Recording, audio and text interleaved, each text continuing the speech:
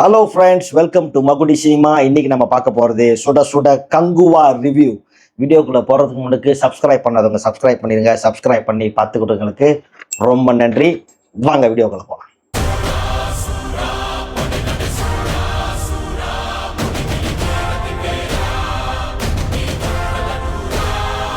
கங்குவானா man of a power of fire அப்படின்னு மதன் கார்கி சொல்லியிருக்காரு. ஏன்னா மதன் கார்கி தான் டைரக்டர் சிவாவோட சேர்ந்து இந்த படத்துக்கு வந்து டைலாக் ரைட் பண்ணியிருக்காங்க. ஸ்டூடியோ கிரீன் நானவேல் தான் வந்து இந்த படத்தோட ப்ரொடியூசர். ஏறக்குறைய 340 crore படத்தோட ப்ரொடக்ஷன் வேல்யூ, 154 நிமிஷம் டியூரேஷன், ஏறக்குறைய 2 மணி நேரத்தி 35 நிமிஷம்.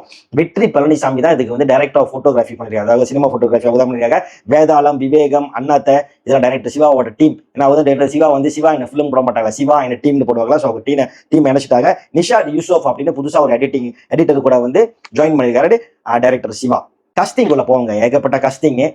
பாபி டியோல், நட்டி அண்ணா, கிங்ஸ்லி, யோகி பாபு, அப்புறம் டிஷா பத்தனி அவங்களாம் நடிச்சிருக்காங்க. நிறைய பேர் நடிச்சிருக்காங்க. இந்த முதல்வன் அம்மாவா இருப்பாங்களா, அவங்க வந்து ஒரு வயசான கேள்வியா கூட ரோல் பண்ணியிருப்பாங்க. ட்ரெயிலர்ல கூட பார்த்துருப்பீங்க, கங்கா அப்படின்னு கத்துவாங்களா, அவங்களாம் பண்ணியிருக்காங்க. ஓகே சீங்க, ஏன் வந்து நான் தம்ப்நெயில்ல வந்து நான் 100% ஸ்கேம்னு சொன்னாங்க, மன்னிச்சிருங்க. நான் வந்து இந்த படத்துக்கு எகெயின்ஸ்டோ சூர்யா அண்ணா ஃபேனோ இல்லை. நான் ஒரு பயங்கரமான சூர்யா அண்ணா ஃபேன். எனக்கு சூர்யா அண்ணா ரொம்ப பிடிக்கும். 2.5 வருஷமா ஆச்சு அவரோட படம் தேட்டரில் பார்த்து. நீங்க வந்து என்ன என்னோட வீடியோக்குள்ள போயிட்டு ட்ரெய்லர் ரிவ்யூ கூட பாருங்க. இந்த படம் நான் 1000 crore அடிக்கும் அப்படின்னு ப்ரிடிக்ஷன் பண்ணி சொல்லியிருந்தேன். ரொம்ப எக்ஸைட்டடா போயிட்டு இன்னைக்கு நான் ஏர்லி மார்னிங்கே போயிட்டு இந்த படத்தை வந்து என்னோட ஃப்ரெண்ட்ஸோட போயிட்டு இந்த படத்தை பார்க்க போனாங்க. அதாவது இது ரிலீஸ் ஆகிற வெரி ஃபியூ டேஸ் முன்னுக்கு வந்து ஞானவேல் சார் வந்து அவர் கொடுத்த பில்டப் வந்து இந்த படம் 2000 crore அடிக்கும் அப்படின்னு. ஸோ நான் வந்து இன்னைக்கு வந்து என் ஃப்ரெண்ட்ஸ் எல்லாம் கூட்டு போகும்போது கூட சொன்னேன், ஃபர்ஸ்ட் தமிழ் சினிமா வந்து தமிழ் படம் வந்து 1000 crore அடிக்க போகுது அப்படின்னு ஒரு பெரிய ஒரு எதிர்பார்ப்பு, ஒரு சந்தோஷத்தோட வந்து போனேன். சொன்னேன் நான் வந்து இல்லை ஒரு 11,000 ஸ்கிரீனிங் பண்றாங்க ஆல் ஓவர் த வேர்ல்ட் அப்படின்னு சொல்லிட்டு. இது பயங்கரமான ஒரு எக்ஸ்பீரியன்ஸா இருக்க போது, நம்மளுக்கு வந்து பெருமையா இருக்க போது. ஏற்கனவே பெருமையா வேணும் அப்படின்னு சொல்லி வேற நான் வந்து ட்ரெய்லர் ரிவ்யூலேயே சொல்லியிருந்தேன். பட் அங்க என்ன நடந்துச்சுன்னா, படம் ஸ்டார்ட் ஆனோனுங்க படம் வந்து 2024 காட்டுறாங்க. சூர்யானா வந்து ஃப்ரான்சிஸ் அப்படின்னு ஒரு கேரக்டர் பண்ணியிருந்தாரு.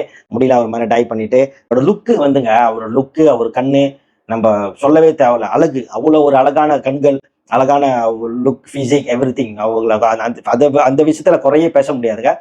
அந்த ஃபர்ஸ்ட் ஒரு ஏறக்குறைய வந்து ஒரு 20, ஏன்னா ஏற்கனவே டைரக்டர் சிவா வந்து சொல்லிட்டாரு 35 மினிட் வந்து, அதாவது இப்போ உள்ள போர்ஷன் இருக்கும், 2 hours வந்து அந்த அதுக்கு 1070s உள்ள காலகட்டத்தில் உள்ள கதை வந்து இருக்கும். ஸோ இது ஆடியன்ஸ்லாம் டோன்ட் வரி, கங்குவாட சீன் கொஞ்சம் இருக்காது, 2 மணி நேரம் இருக்க போகுது அப்படின்னு சொல்லிட்டாரு. ஸோ ஸ்டார்ட் பண்ணோன்னே அவர் அந்த மாதிரி சொல்லிட்ட அவசியம் என்னன்னு தெரியல, எப்படா அந்த கதைக்குள்ள போவோம் அப்படிதான் இருந்துச்சு. அந்த ஃபர்ஸ்ட் 30 மினிட்ஸுங்க படம் டோட்டலாவே வந்து யோகி பாபு இருந்தார் அந்த சீன்ல, கிங்ஸ்லி அண்ணா இருந்தாரு, இஷா பத்தானி இருந்தாங்க, ஒரு சாங் வேற இருந்துச்சு, அந்த யோலோ சாங் இருந்துச்சு. அந்த டோட்டல் சீன்களே அந்த 30 மினிட்ஸே செம்ம கிரிஞ்சா இருந்துச்சுங்க, செம்ம கிரிஞ்ச். அதாவது எப்படின்னா ரொம்ப ஃபேக்கா, இது சூர்யா அண்ணன் தானா இல்ல சூர்யா அண்ணனோட கெட்டப்ல யாராச்சும் நடிச்சிருக்காங்களா அப்படின்னு ரொம்ப ஃபேக்கா இருந்துச்சு. என்னங்க ஒரே ஒரு கதை, ஒரு பையனை வந்து நாயகன் கதை பாருங்க. நாயகன் படத்துல பாத்திருக்கீங்களா, இவருக்கு கமல் சார் வந்து ஒரு போலீஸ்காரன் கெட்டவனை வந்து போட்டு தள்ளிடுவாரு. போட்டு தந்ததுக்கு அப்புறம் அந்த பையனை வளர்ப்பாங்க, ரைட்டுங்களா. வளர்த்துட்டு அந்த பையனை திருப்பி வந்து கமல் சாரை கொண்டு வருவாங்க. அதே கதை தான் இந்த படத்தோட கதை. நட்டி சாரை வந்து இதுல வந்து கெட்டவங்களா இருக்காங்க. கடல்கிட்ட வந்து 5 தீவு இருக்கு, 5 வந்து ஒரு மாதிரியான ஒரு தீவு. ஒன் ஆஃப் த தீவுல தான் வந்து சூர்யா இருக்காங்க.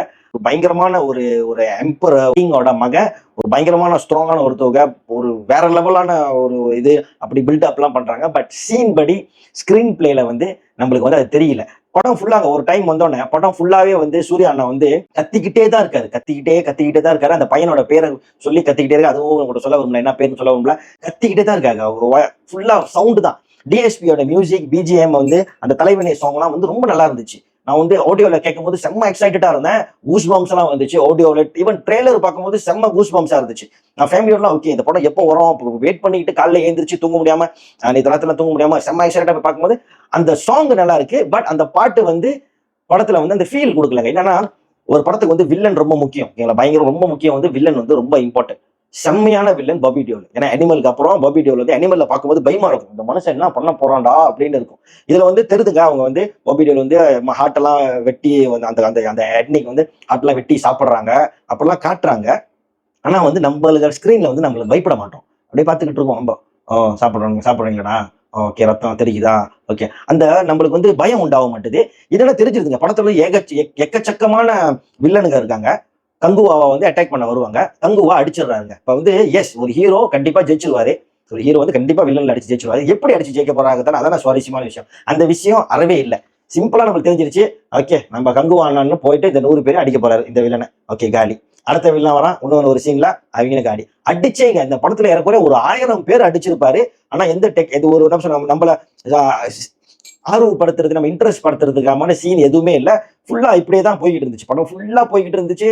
ஒரு டைம்ல வந்து எனக்கு காதெல்லாம் அப்படியே ஒரு மாதிரி கொயின்னு ஆயிடுச்சுங்க. சரியான சவுண்டு, ரொம்ப நாய்ஸா இருந்துச்சு படம். அதாவது ஒரு கேரக்டர் நாய்ஸா இருக்கலாம், இன்னொரு கேரக்டர் குவாய்ட்டா இருக்கணும். இன்னொரு கேரக்டர் அப்படிதான் இருக்கணும். அப்பதான் நம்ம கனெக்ட் பண்ண முடியும். ஸோ அப்போ கனெக்ட் பண்ண முடியாம வந்து அப்படியே நாய்ஸாவே இருந்தா ஒரு டைம்ல நம்ம மாதிரி இரிட்டேட் ஆகி என்ன டயர்ட் ஆயிரும். ஆக்சுவலி நீங்க பாத்தீங்கன்னா நான் நேரா படம் பார்த்துட்டு நேரா வந்து உங்களை ரிவ்யூ பண்றேன். நான் எதுவும் ப்ரிப்பேர் பண்ணல. ஜஸ்ட் வந்து நான் யார் அந்த காஸ்டிங் அது மட்டும் தான் நான் வந்து எழுதி வச்சிருக்கேன். எதுவுமே ப்ரிப்பேர் பண்ணாம நான் மனசால தான் சொல்றேன். I feel very disappointed. ஆனா வந்து கண்டிப்பா இந்த படம் தியேட்டர்ல ஒரு வாட்டி சூர்யா அண்ணனுக்காக பார்க்கலாம். இது கடைசியா ஒரு ட்விஸ்ட் வச்சுட்டு வந்து தெரிஞ்சு போச்சு. இது நான் சர்ப்ரைஸ் பண்றதுக்கு ஒன்றும் பண்ணல, சஸ்பென்ஸ் பிரேக் பண்றது இல்லை, கார்த்தி என்ன இருக்காங்கன்னு தெரிஞ்சு போச்சு. ஏன்னா அதுல ஒரு சின்ன ஒரு விஷயம், ஏன்னா ஏற்கனவே கார்த்தி என்ன முன்னுக்கே காட்டிடுவாங்க, அவங்கள பின்னாடி அவங்க பின்னாடி முழுக மட்டும் காட்டுவாங்க. அதுல கெஸ் பண்ண முடிஞ்சிச்சு இது கார்த்தி அண்ணா தான் இருக்கும் அப்படின்னு. ஸோ அதே மாதிரி இருந்துச்சு. பட் அதுல இன்னொரு ட்விஸ்ட் படத்துல இருக்கு. கிளைமேக்ஸ் போர்ஷனு அந்த கார்த்தி அண்ணன் வர இடத்துல வந்து கிளாப்ஸ் பண்ண தோணுச்சு எனக்கு. என்னன்னா வேணும்னு தூக்கி பட்டு வைக்கிற மாதிரி இருக்கு. இது வந்து பாகுபலியோ இல்ல கேஜிஎஃப் மாதிரியோ வந்து ஒரு 2 படத்தை வந்து தனித்தனியா ஒரு படத்தை தனித்தனியா காட்டுற மாதிரிலாம் அப்படிலாம் பார்ட் 1 பார்ட் 2 இல்லைங்க. ஆக்சுவலி கதை முடிஞ்சிருச்சு. மெயின் விஷயம் என்ன கேட்டா வந்து ஞானவேல் ப்ரொடியூசர் ஞானவேல் வந்து அந்த மாதிரி 2000 crore படம் ஓடும்னு சொல்லி இந்த பில்டப்பே தேவையில்லை. சும்மா அப்படியே விட்டுருந்தா கூட நம்ம போய் பார்த்துட்டு வந்துட்டு ஓகே படம் மாடரேட்டா இருக்கு, பார்க்கலாம், ஒரு தடவை பார்க்கலாம் அப்படின்னு ஒரு ஃபீல் நம்ம வந்து சொல்லியிருக்க முடியும் ஆளுங்க அப்படின்னு நினைச்சிருக்கலாம். ஒவ்வொரு ஹைப் பில்டப்பை கொடுத்து பண்ணது வந்து ஒன்றுல ஒரு சின்ன எக்ஸாம்பிள் சொல்லுவேன். ஒரு crocodile சீன் இருக்கும், நம்ம ட்ரெயிலர்ல பார்த்த crocodile சீன் இருக்கும். அந்த crocodile வந்து சாவடிக்க போறாங்கன்னு தெரியும் சூர்யானா, எப்படி சாவடிச்சுவாங்கன்னு, எப்படி சாவடிக்க போறாங்க தான் அதான ஸ்கிரீன் பிளே. ஸோ அதுல கூட சுவாரஸ்யம் இல்லாம வந்து அப்படியே ஃபிளாட்டாவே இருந்துச்சு. So I feel very tired. அந்த படம் வந்து இந்த படம் கங்குவா வந்து டயர்டா இருந்துச்சு. தூக்கமா இருந்தா போகாதீங்க, நல்லா ரெஸ்ட் பண்ணிட்டு ப்ரிப்பேரா போங்க. டியூரேஷன் ஓகே, டியூரேஷன் 2.5 மணி நேரமா இருந்தா கூட டயர்ட் ஆக்குது. ஏன்னா ஸ்கிரீன் பிளே அவ்வளவு வீக்கா இருக்கு. முன்னுக்குள்ள சீன் செம்ம கிரிஞ்சு இருக்குன்னு என்னால சொல்ல, I never prepare anything to talk to you all. நல்லா இருக்குன்னு சொல்ல முடியல, நல்லா இல்லைன்னு சொல்ல முடியல. ஒண்ணுதாங்க, 2.5 வருஷம் சென்று சூர்யா நாவை தியேட்டர்ல போய் விட்டு காசு கட்டி பாக்குறோம். That's all I can tell you. Okay, so I feel Gnanavel வந்து அந்த பில்டப் பண்ணிருக்க தேவையில்ல. இது வந்து எங்களை ஸ்கேம் பண்ண மாதிரி இருக்கு. Sorry, see you all next video. Bye bye.